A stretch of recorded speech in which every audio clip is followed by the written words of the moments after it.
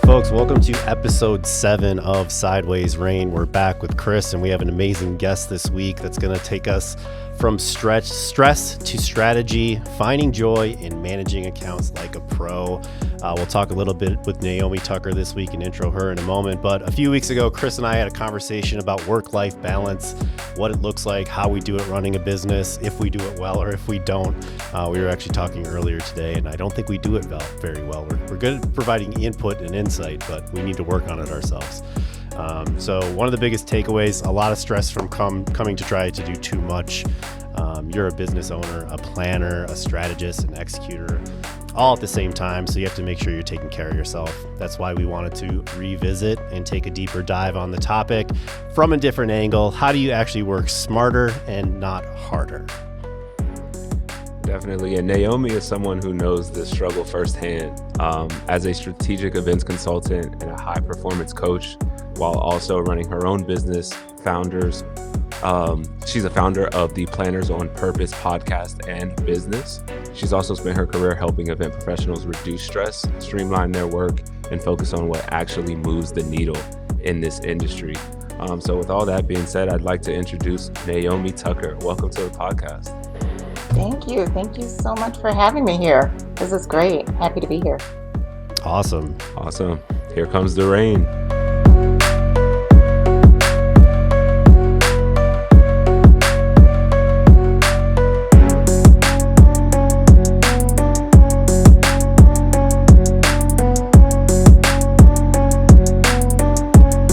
All right, so we have Naomi here. So before we dive in, Naomi, why don't you tell us a little bit about yourself? Who are you? What do you do?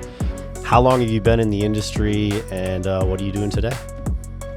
Well, thank you again for having me here. For those that do not know me, I've been in the event industry for quite a while. Had a unique blend of roles in the event industry. I started off in hospitality. I worked at a third party as an in-house corporate planner. So pretty much have done so many things in the event industry. And what I found over the years is that although we love what we do and we can be pretty passionate and relentless towards making our goals happen, we're eager to learn, a subtle shift can really just leave us reeling back and then have us struggling for footing. And then we end up being vulnerable at higher levels and thus going into stress and burnout. So that's what I do. As a coach, I help support event professionals and streamlining their processes to helping them in their approach at managing events. And I also help organizations reduce churns, their clunky processes, and help them put in place more efficient methods, I would say, of managing their teams and their strategic events programs. So I usually say I help planners stress less and live more. So that's what I do and who I am. So you're an what angel. I'm doing now. Yes, the ultimate planner therapist, it seems. Well, I have that effect sometimes.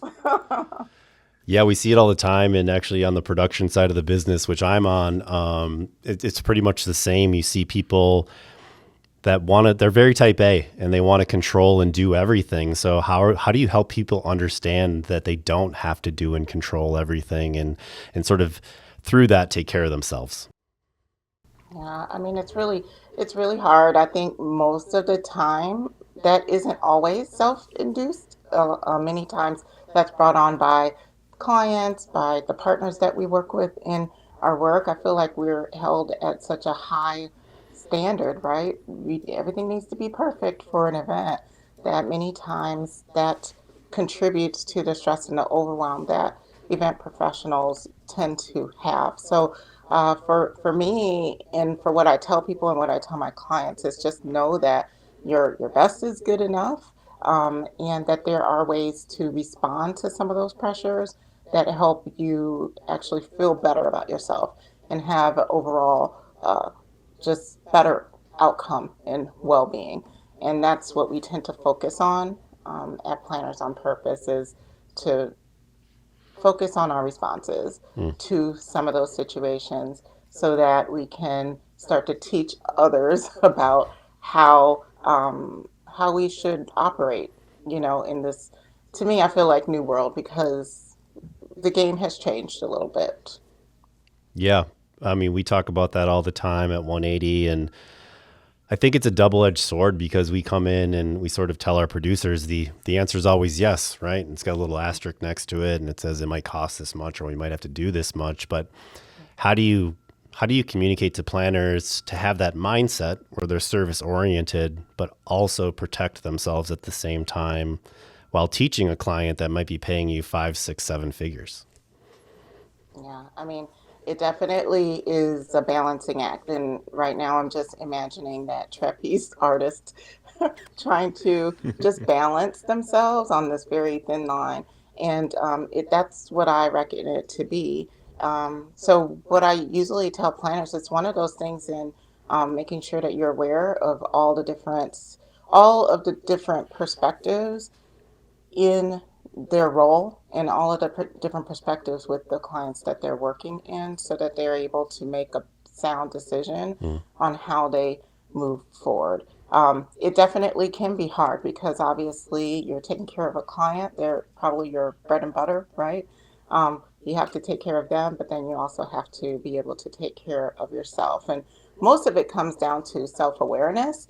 I tend to think that when people are, like I said, operating out of that passion, so to speak, and they're just really excited for what they do and they're just doing the thing, pretty much they're not struggling. They're not the ones who are on the struggle bus. Sure. Typically, when you come across a struggle, you're finding yourself in a gap.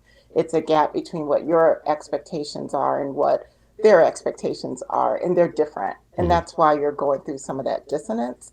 And it's trying to figure out how can you close that gap. And that's what you would have to focus on in order to bring yourself back into alignment, um, and back into that place where you're thriving and in the zone, if that makes sense. Absolutely. Definitely, definitely. And when you mention that gap, oftentimes us as event planners in this industry, we're very adaptable and we find ways to close those gaps. But as we all know, it's not all sunshine and rainbows when you're dealing with clients. And sometimes you have to have that hard conversation of we're just not seeing eye to eye, and how do we get to that finish line? So Naomi, I'm curious to hear how you help your clients manage that aspect of the not so pretty wrapped in a bow finished product. What do you tell your clients in ways to deal with situations like that where you may be dealing with a difficult client that just really makes it hard for you to get to that finish line? Yeah, I tend to lead with curiosity. Um, Leading with curiosity allows that person, and in this case, the client, to be able to respond to the questions that you have and giving you a little bit more information in order to help steer things in the direction in which you know, because you're the expert in the situation, to you know that to that point where you can actually deliver the guidance that you need to deliver.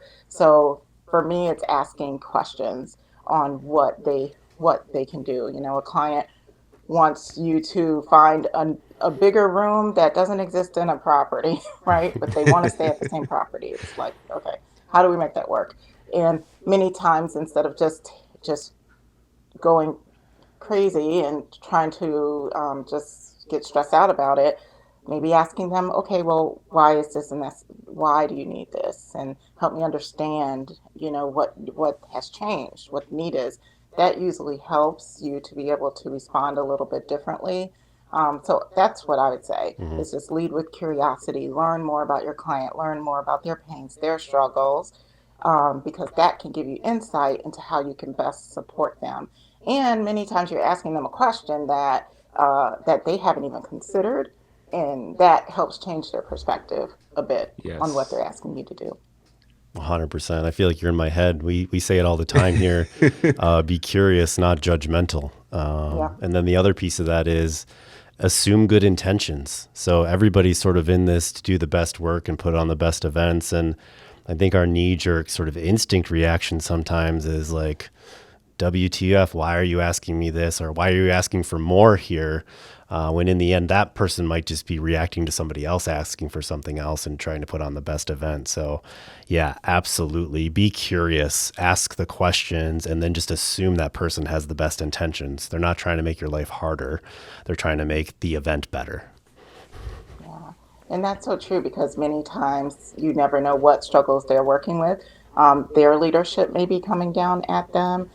They might be struggling with trying to keep their job, and there's a specific outcome that they need that may not be directly response to what you are what you're doing. Yep. So you understanding that can allow you to best support them and help you put them at ease a bit in the fact that you have this, you understand their struggle, and that you're going to do everything that you can in order to make this a successful event or whatever it is they're concerned. Many times is they need a little bit of validation and acknowledgement in that struggle and pain Hmm. point that they're going through. Absolutely. Yeah. It's like, hey, JR, I don't have 2 hours to explain to you the business strategy behind this decision. Just do the thing I want you to do. Right. Right. Yeah.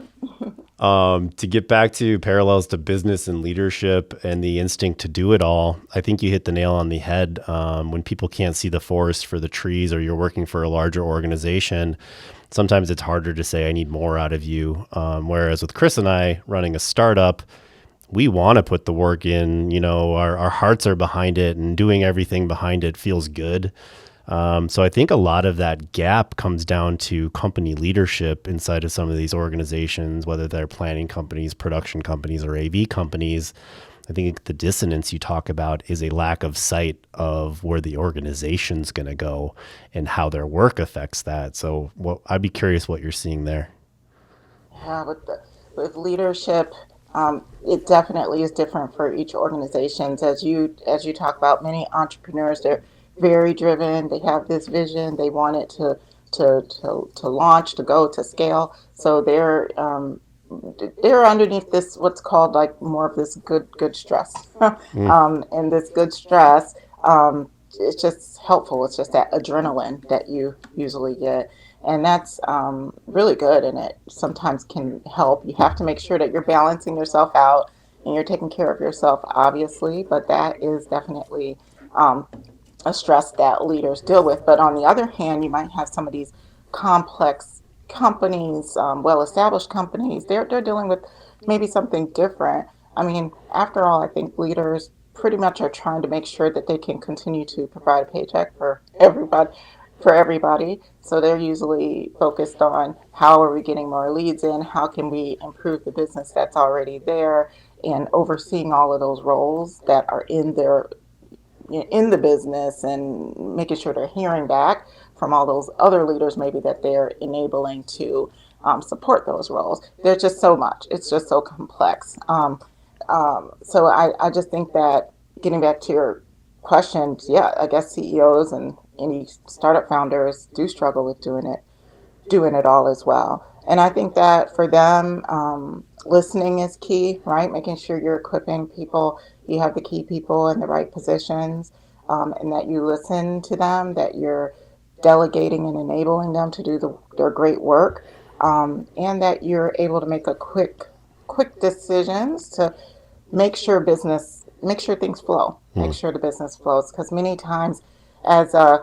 CEO or as a key leader in an organization, the buck kind of stops with us sometimes. yep. So it can stop with us and not go anywhere. And we need to kind of be the oil that's making things continue to go. So I think that is really key when it comes to CEOs and other key leaders is making sure you're making effective decisions, quick decisions, smart decisions, discerning, but you know, in a really nice time frame Yeah. so that things continue to move.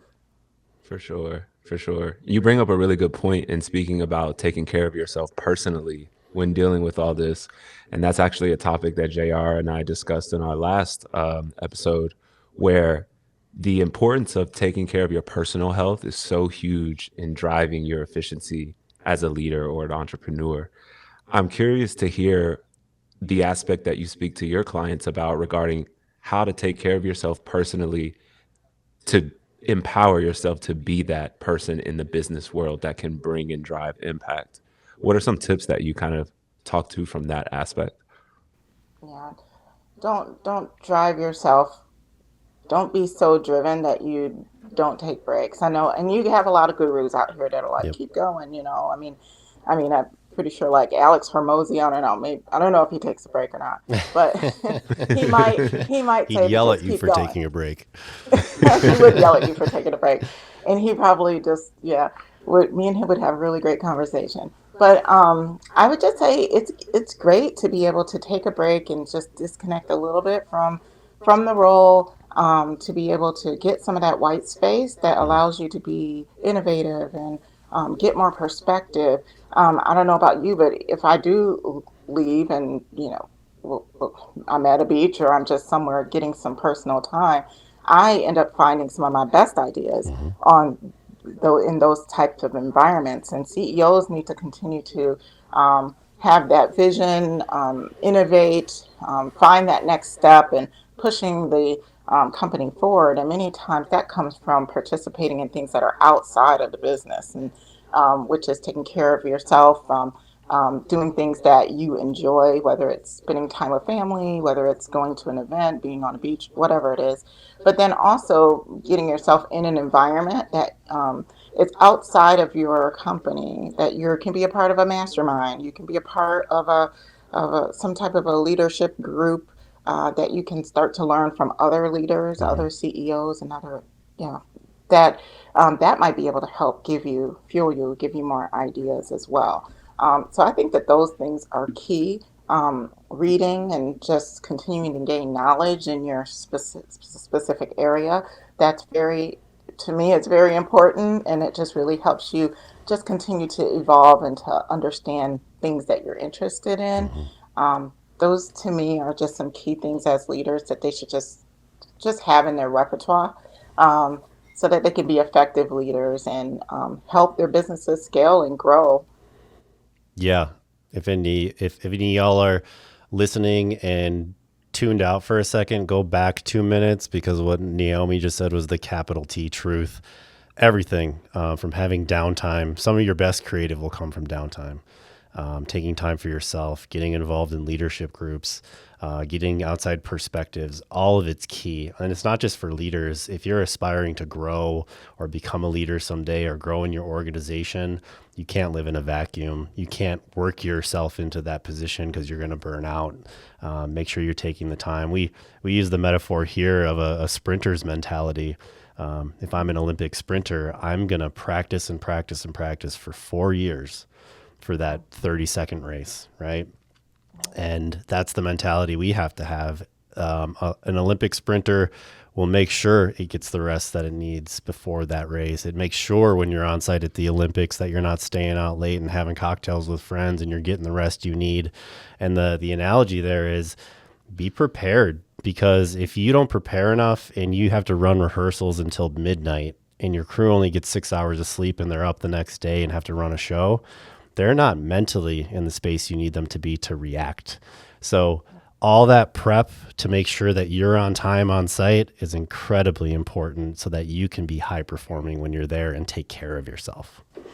Yeah, absolutely. Yeah. And, just to add on, it's like many times I envision it as like leaders like to get into the detail, into the tactical, of what their teams are pretty much doing. And although it's great that you're able to kind of dip into there, I would say try to come out as soon as you can. Maybe you have to dip in for a little, but come out, because they are depending on you to be able to see what's on the horizon, to see what's coming, right? Mhm. And if you just continue to be bogged down by all the details as a leader, it not only just stresses you out because you're just continue to thinking about, oh, I need to take care of some of those other things.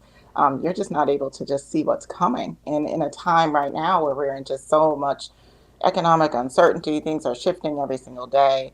You need to be able to be looking out, you know, being more strategic than ever right now, instead of, yeah, being caught into the whim of all of the details. Mhm. Yeah, leaders, you also have to provide the right autonomy to Hmm. your people. I mean, there's certain decisions you're going to want to come through you. But if you have to be involved in every decision, you're the backlog. You're the problem. Yeah. Absolutely. Yeah, you hit the nail on the head with that. Yes. So yeah, you're helping all these event professionals out there, but it sounds like you should be talking to leadership too. Well, yeah, and I do organization support too, but Yeah. yeah, usually what happens is the event. It's not necessarily event planners. Typically, it is leaders, Yeah. but they have that event. They're leading event teams. Awesome. Yeah. Yeah. Hmm. Yeah, and those teams can get huge, right? From TDs you got to hire on site to the team you work with pre and pro and post, Hmm. and just the client itself might have its own planners that you have to integrate into your team too. That can be really challenging. Yeah, absolutely. Definitely. And in dealing with leadership and having these huge teams that get into the weeds of everything, one thing that I've realized in my experience in this industry is deadlines drive a lot of stress and anxiety and panic amongst people. So, Naomi, I'm curious to hear what you preach to your clients in terms of how to handle and manage expectations for deadlines, because I know that they can be that overarching cloud of rain that just weighs over people's heads. And sometimes you don't always get the best work when you rush to meet a deadline. So, curious to hear your thoughts on that. Yeah, I mean, I feel like you told everyone the answer in your question, which is managing those expectations. And so that doesn't come after the deadline is made. That comes while it's being made. That probably even comes before it's being made. So it's really setting up expectations ahead of time to say, here's how this typically works, right? If we're going to have your meeting in April, I'm going to need the details at this day. So setting up what those expectations are so that when we finally get down to nailing down the actual date, they have some type of a preconceived notion that, oh, she's going to need it, more than 3 months ahead of time or something, right? So they will spit out a date that's going to be hopefully close to what you said. Now, sometimes you do get those clients that just don't even care. They don't care about what you said. And, or you have a meeting that comes in and it's okay, tight turn. We have to get this thing rocking and rolling really quick. Well, even within that, okay, great. I see that we don't have as much time. And here's again what my expectation Mhm. is, or here's how I work best, right? Or here's what the property needs. Here's what our producers are going to need. And here's the time frame in which, given this short deadline, that we can make it work Mhm. and have that conversation before the date is even put in place. Now, once the date's put in place, if all of a sudden there's just things that happen and sometimes our clients want it even before that date is due, then sometimes you have to defend, hey, this is the date you gave me. Again, be curious. What's driving, Yeah. you needing to have it sooner. Okay, I understand or I don't understand. It really is talking through that with your client and letting them know exactly the things that you're working with, because many times they don't know what happens in the back end either. Yep. Like, we're Yeah. dealing with so many other elements, putting so many other things together. You're so effective in your work that you they don't even know what you do. Sometimes you need to tell them, here's all the things Yep. that I have to do, so that they know, oh, I guess I need to get it to her a little bit sooner. Yeah. And if Hmm. you rush this part of the process, here's what you're going to put at risk. I think that's important too. That too. Yeah. Yeah, yeah. Here's what we risk, and that's protecting yourself too, right? Yep. Hmm. So here's a left field question. I see all these beautiful books behind you, color coordinated even, which is amazing. I tried, but yeah. There's a lot of young folks in the industry right now coming up because a lot of talent left during pandemic, and a lot of people are Mhm. just getting introed to this industry. Is there a book or two you would recommend that they read, whether it's related to the events industry or not? I I I did this book club because I used to do a book club, and we would just talk about different books in the industry or not in the industry. And one I really like, who it's great that he's getting a lot more press these days, is it's Unreasonable Hospitality, by Will. I think it's Will Girdera. Hmm. Sorry, I might have botched his name, but it's a really great book, and I like it only because it showcases just where we should be in terms of like hospitality and listening to our clients, finding different new creative ways in order to be able to support them, but then also taking care of ourselves. I feel like he does a really great job of just putting that all in a book, and it's great for those coming in the industry to just to learn about, and the dedication that it takes in order to pull off some just amazing service, Hmm. and be proud of it. And I think it's really great to know because a lot of times with those that are coming into the industry, they're coming in with a totally different mindset. I don't know if you've seen that. Yep. It's way different. It's I'm not working nights and weekends. Sorry. Um, I'm all about living my best life, so I only want to go, to these trips and not through these. Yep. Um, so there is, and I commend some of people that are coming in because they definitely are all about their boundaries and all about how they would like to work. And I think a lot of that is commendable because many of us have just allowed our boundaries to be trampled on. Yeah. Um, However, I think there is this beautiful standard of service that we get to do Hmm. every day with our clients. And that's the beauty of like working in this business. And that's a really great book to be able to do. And another one that I like is Dare to Lead by Brene Brown.